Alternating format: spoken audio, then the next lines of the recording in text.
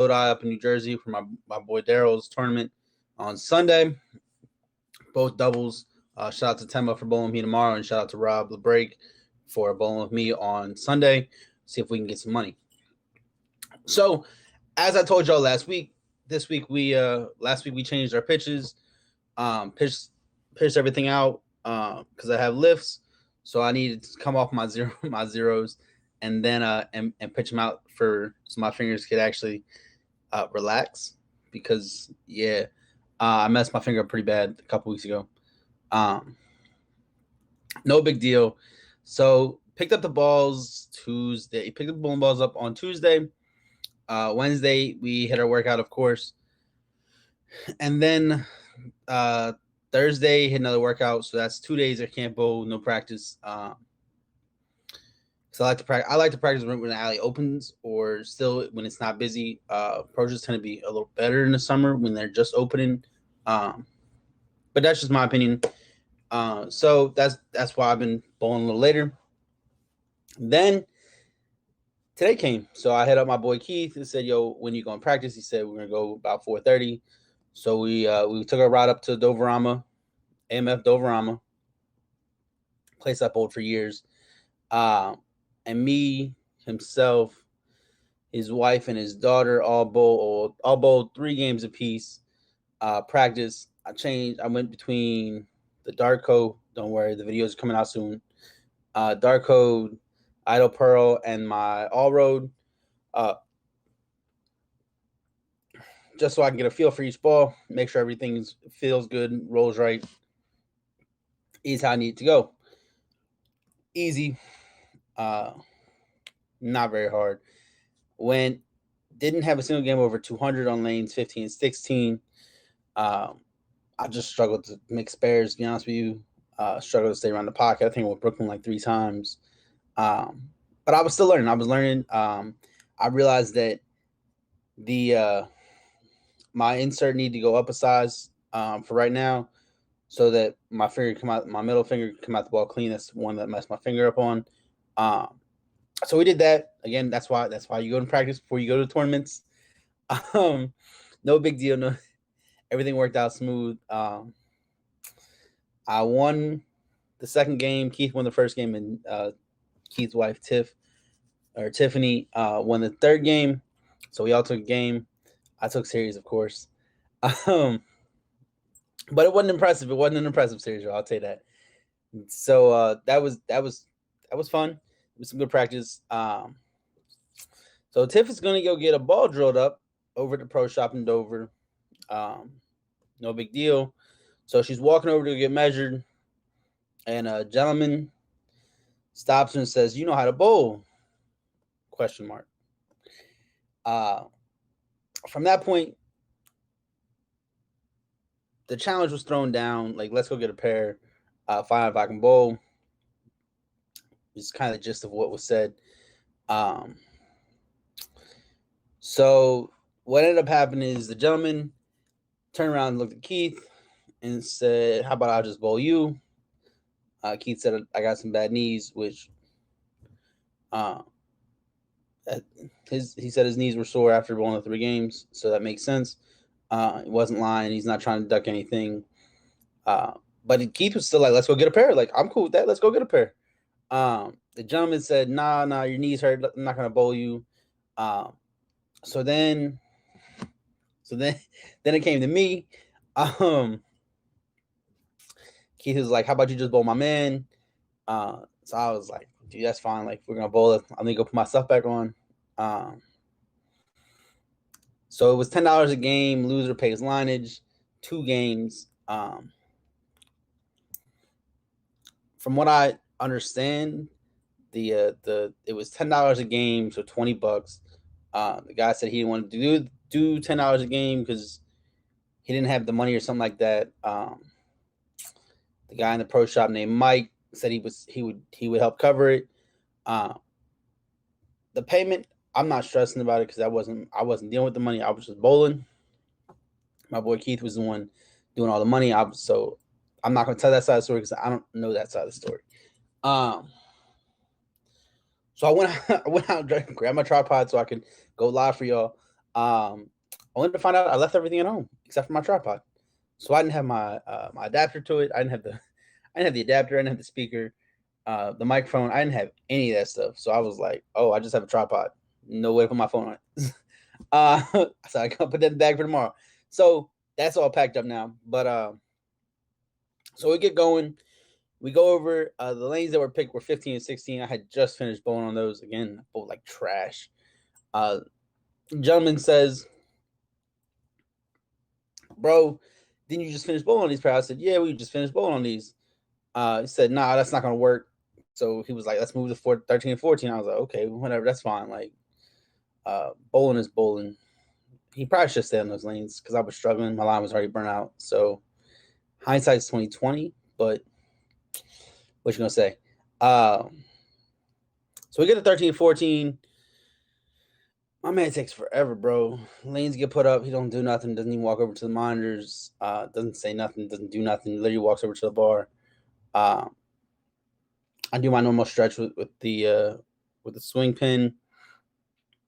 So that got my shoulder nice and loose again, making sure that it was still good. So we did that.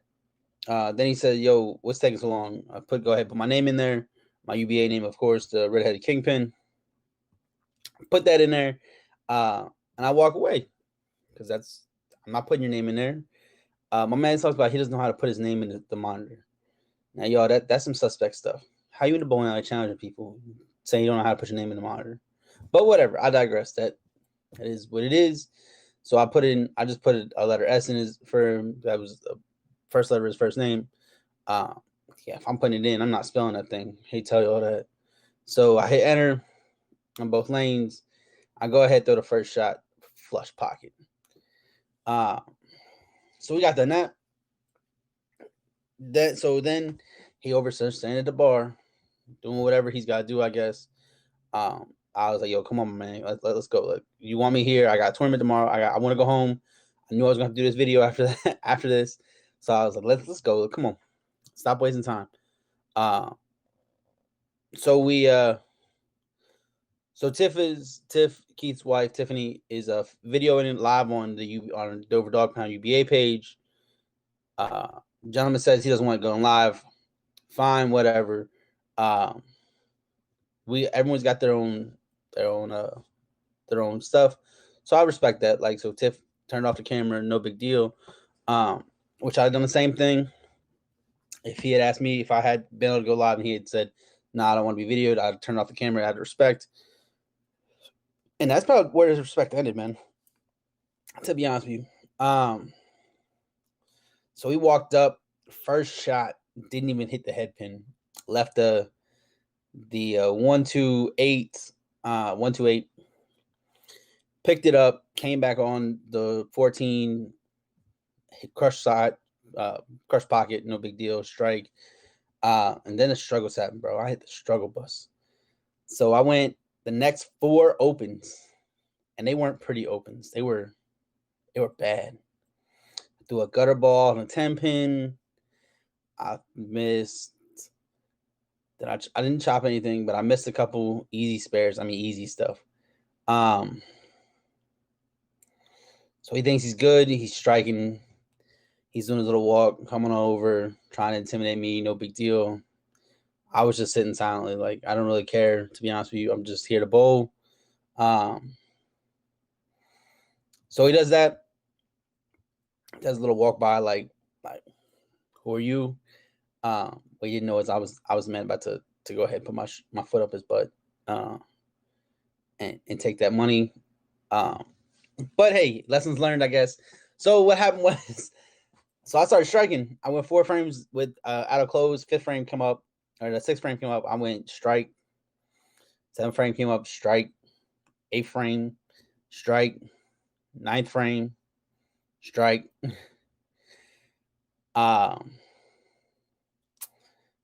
And then he had some issues. So he went to the 8th frame and he Greek churched. And that was about all he wrote. So then he came back and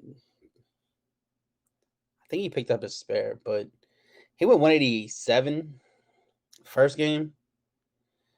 And yeah, I struck out. No, I went 9 spares, so I went 199, something like that, somewhere around there. 199, 201, something. Somewhere. I might have thrown twos the first game. So I went ahead, took that game, no big deal. So I just picked up, I just hit the space bars and said, we're gonna keep it moving. Again, Keith was talking the whole time in the back. I heard the side bets of, I got dollar, my man strikes. I got dollar, you don't strike. Dollar, you pick this up. Dollar, my man misses his. All the other stuff that goes on behind the action. So I struck.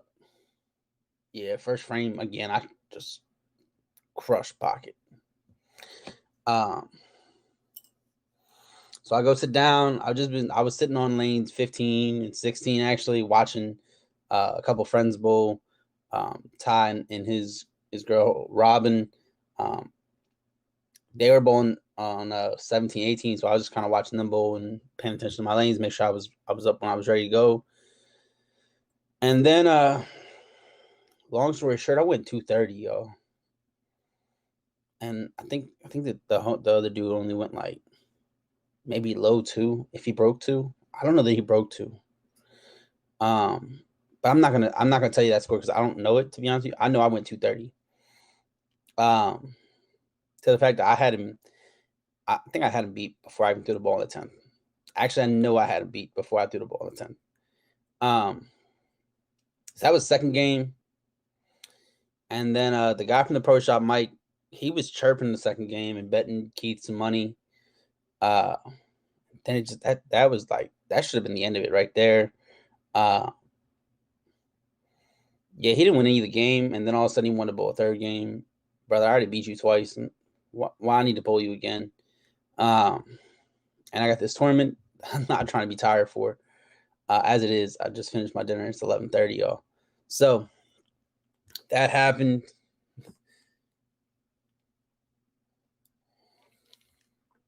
We finished bowling. Money gets paid out. And then what was said was super disrespectful. I just don't think it should have been said, to be honest with you. But what was said was, that was some, you can fill in the blank stuff right there. How you gonna be talking and not bowling? Talking to Keith. This coming from the pro shop guy. And that was that. Yeah, that was like the end of that.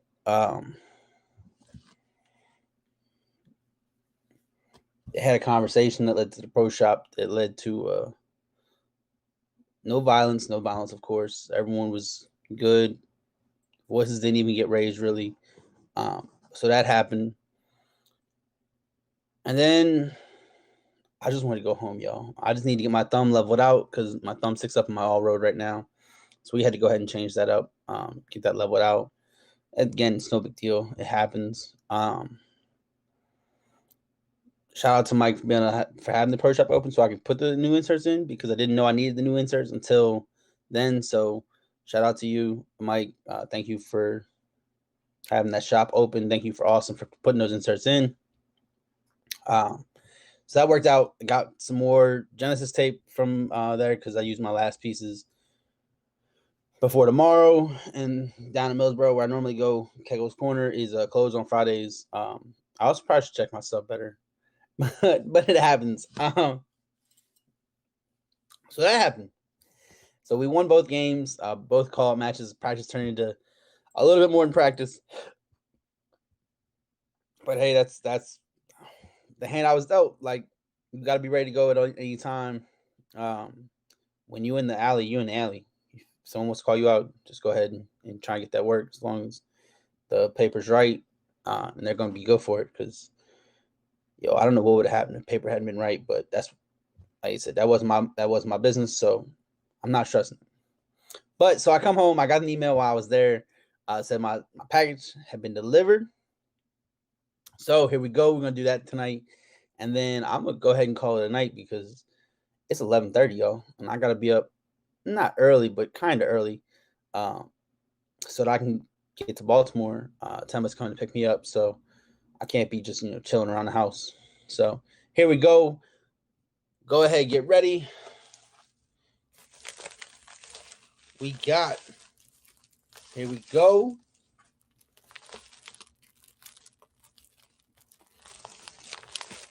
Yo, they keep double bagging this stuff, yo. So here's the designs. Y'all, in your mind, y'all can tell me what color that is. That looks like blue to me, but hey, it is what it is. But you see, we got the logos down there. The Fitness Nook, and Bravens Consulting. Other way. Make sure y'all hit their Facebook pages up, their YouTube pages, and so on. Here we go. Here for the jersey itself. Bang. Come out fire again, y'all. So we got the Bravens right there. We got the Fitness Nook right there. Then we got my name rocking behind it. So that was the package that came in. Again, I paid the extra $13 so I can get it here and we can get it done with. But that was the day, y'all. Like I said, just always be ready, especially if you're gonna be in the bowling alley with people who like to gamble. Because bowling alleys tend to have people who tend to like to gamble. Our intent was just to practice, though. I'm gonna reiterate that our intent, mine, Keith, Tiffany's, we were literally just going in there to practice for next weekend, where we're gonna have a surprise or two up our sleeves for next weekend, y'all. I might have a guest. Maybe we'll have a guest. And like I said, so that all happened. It was fun. Again, that was the best I bowled in a long time. Well, not in a long time. In a month, I'd probably say about a month. It's the best I bowled in about a month.